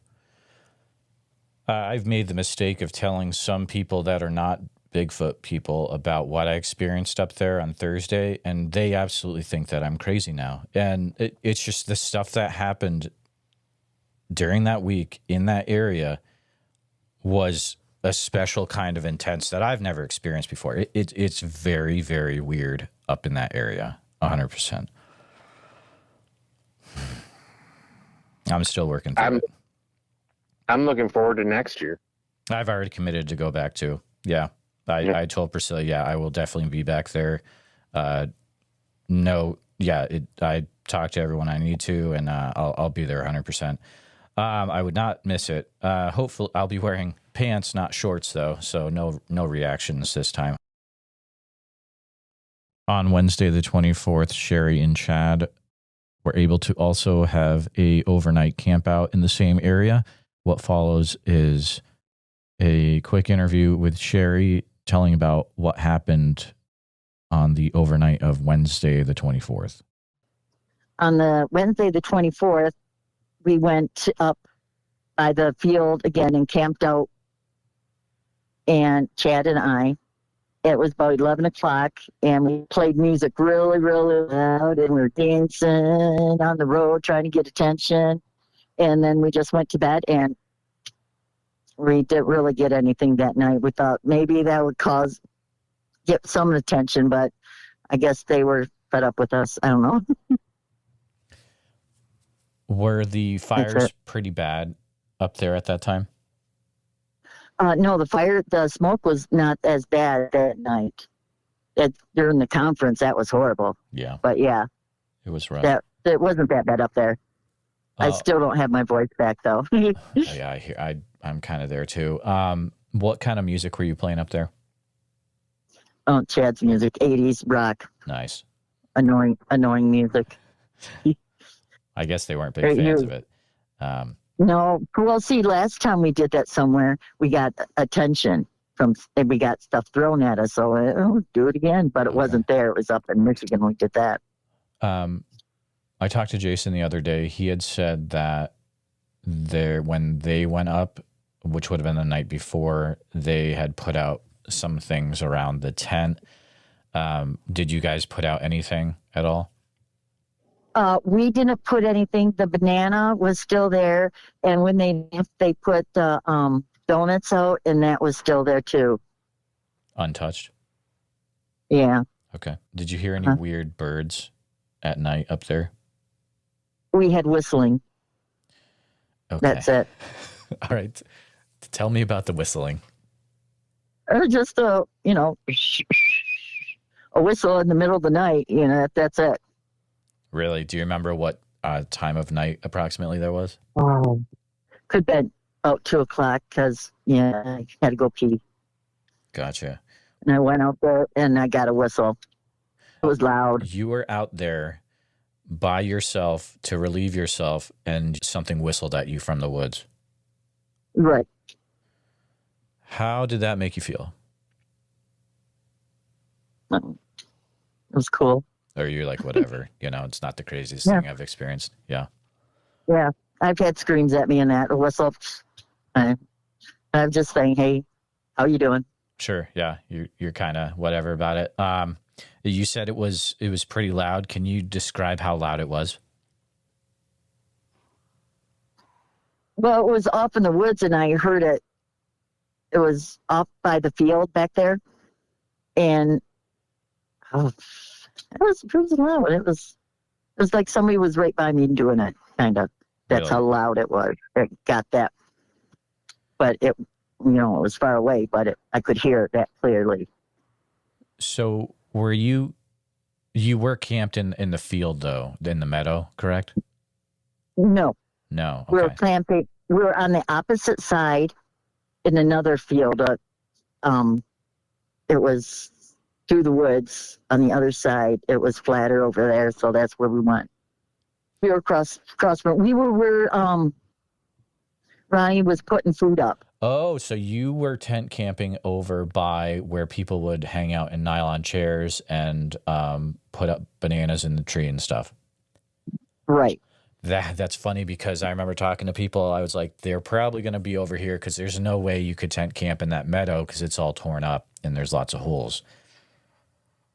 Yeah. Okay. Interesting.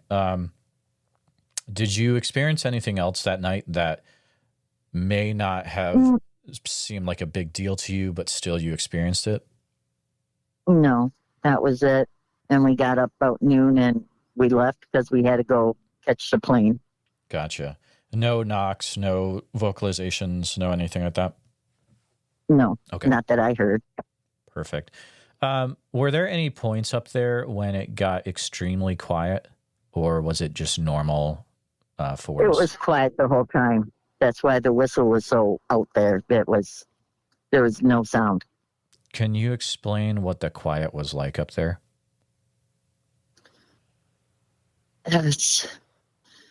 I don't know. You know how something's just, there's no birds, no frogs, no bugs, and there's just no sound. Mm-hmm. It's like kind of eerie, but I like it. Oh, okay. Yeah. I mean, I experienced it too up there, and that was the first time I experienced it, and it was a little off-putting because it was a new one for me, and I was like, man, it is so quiet that it is weird hearing myself think, and it's just overwhelming. But I just wanted to see if you kind of experienced the same thing up there. But yeah. Okay. Yep. Last question. So the bananas, when you left the area, the bananas were still untouched from the time when Chad and Jason put some out.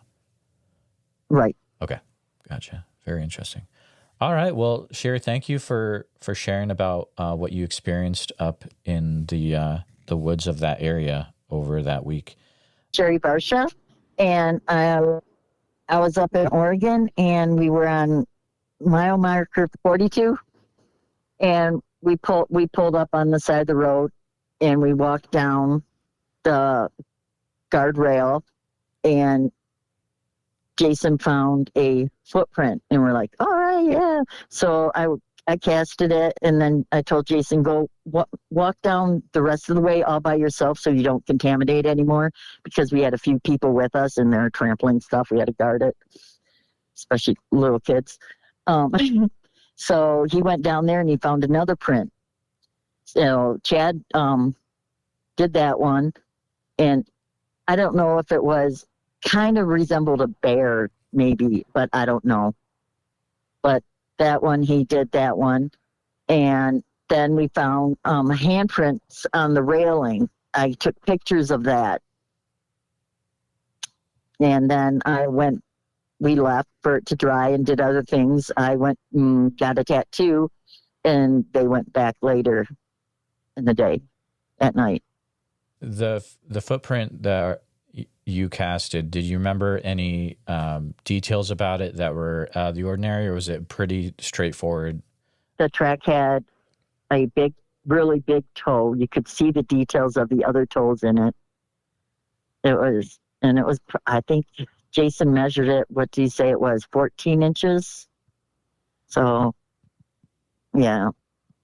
And I didn't get to see it after it got picked up. Were you involved at all with retrieving the track cast and what happened after that? No, I was getting my tattoo done. Okay. And they went back to get it.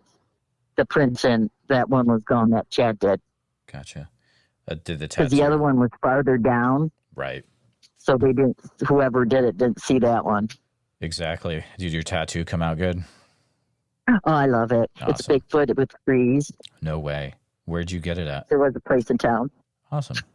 Well, Sherry, thank you. It was. Oh, go ahead. Yep. No, I don't know nothing. You're good.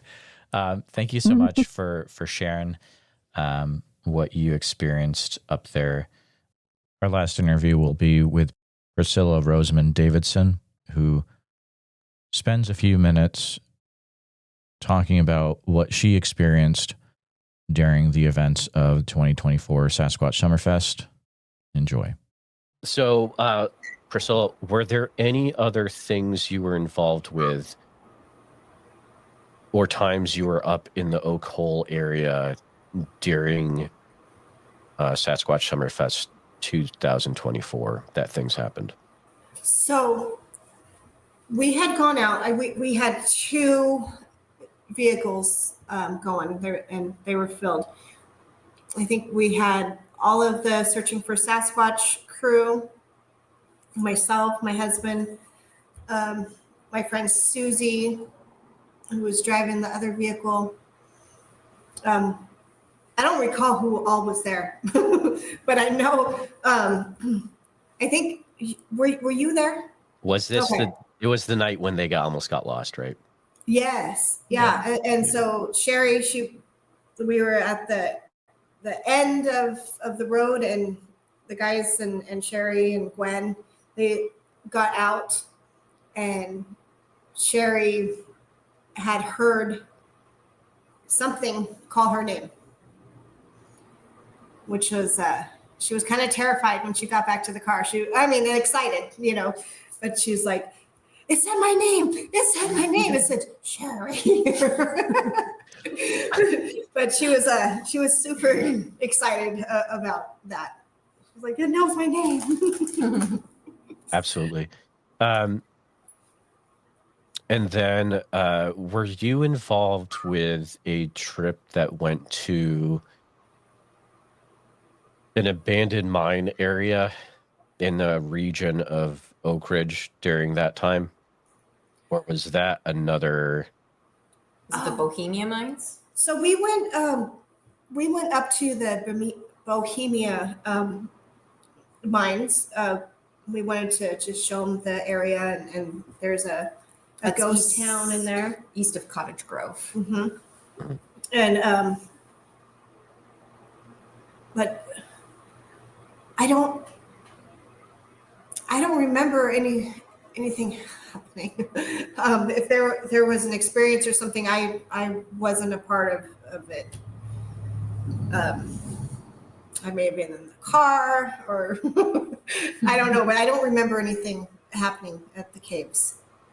That's extremely interesting. There was actually, and this is just off to the side, but I had interviewed Gwendolyn Guthrie.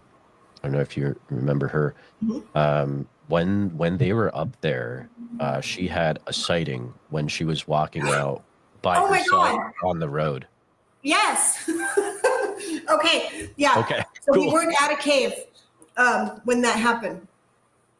So there was a deer, and then there was a baby deer, and they got separated, the mama and the baby. So I was, me and Gwen were like yelling at Steve to slow down and let the baby get back with its mom, and like the pace that he had, like he's like, no, the deer is going to go, it will find its mom. It'll be okay.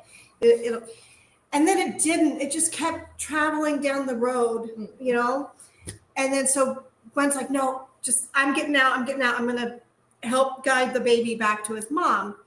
And then so she was outside the vehicle, and Steve's like driving really, really slow. And then she's like, I'm so bad at measuring distance, like 100 yards ahead of us. And she got totally scared from a shadow that was very tall. Like, it was dark, and she's seen something move past in front of her, and which she returned to the vehicle after that because she had ran into something that was very large on 2 feet and tall. She thinks it was probably around 8 feet tall. So Wow. I completely slipped my mind. It was gone. That's sometimes, you just need to lead someone a little bit. Yeah. Oh yeah, right. Yeah. What, that was on Sunday? I believe so. Yeah. Was it morning or afternoon? Wait or- a second. Okay. My event was Friday, Saturday, Sunday. Sunday was not a full day for the festival, so it was Sunday night. Okay, that's crazy. Yeah. So pretty much at a similar time when you guys were experiencing that's when we were having the events happen in Oak Hole with the let's see, the big thing was the audio being recorded, and I couldn't move out of my chair for 5 minutes and stuff like that. Yeah. So yeah, that's another thing, right? Anyways, but and Alicia, just to double check, at that during the events of Sasquatch Summerfest in July, did you have any interaction with anything weird that you would want to mention, or did all of that happen after that whole experience? In terms of the Oak Hole location, I had not been out there yet. But do you mean like other places too?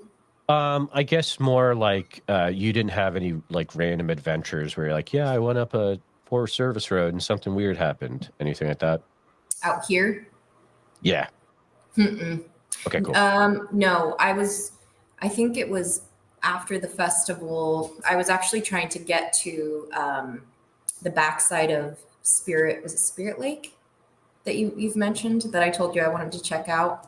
Yeah, that would have been quite a travel for you, but I think that would have been the way. Yeah. So, but my navigation claimed almost that there was like a trailhead to a back way to it rather than going down to Waldo Wilderness area. Mm-hmm. Like you could get to it from the backside of it from Salmon Creek Road. And it basically brought me to like a cliff face and said that the trailhead was supposed to be there. There was absolutely no trail. So, and I hung out there because I was like, well, I drove all this way, so I might as well just hang out here with my dog and stuff. And it was completely quiet. I mean, I wasn't really trying to stir stuff up, but I mean, it seems like a great place where there'd be potential activity, but nothing happened there. But I really want to go to that lake at sunset and see if things happen, like the alleged, you know. Spirit Lake, the one where the Sasquatch with dreadlocks will chase people out of it. Yeah. And then didn't you say also like the logs will kind of come to the center and do like a little vortex thing? That's the story. Yep. They'll all go to the center and make a vortex every night. Yeah. Yeah. I mean, it would be awesome to get to see if it's just a legend or not, right? But yeah, but thank you. I can finally close the chapter. I could do the editing on hours and hours of stuff. This will be great. But I appreciate you both coming on and spending some time out of your busy day. Just wanted to say thank you truly for listening to this episode of the Bigfoot Society podcast. The encounters we documented in Oakridge aren't just stories, but they're threads in a much bigger tapestry of fear, curiosity, and awe that surrounds the Sasquatch mystery in the Pacific Northwest. Huge thanks to everyone who trusted me with these incredible firsthand accounts, from the roar that stopped them in their tracks to the shadow that tilted its head. These moments will stay with me and maybe with you too. If you've enjoyed this conversation, please subscribe to us on YouTube, hit the bell so you never miss an episode, and share this with someone who loves mysteries, mountains, and the unknown. On Spotify or Apple Podcast, please tap follow, and if you have a moment, leave a review. That would mean the world to us. And have you had any Bigfoot encounter, especially in Oregon around Oakridge, Hills Creek Reservoir, or the Willamette National Forest? I want to hear your story, so please email me at bigfootsociety@gmail.com. And thanks again for being part of the Bigfoot Society. Until next time, keep your eyes open, your flashlight handy, and remember, they're watching even when you're not. So see you in the woods.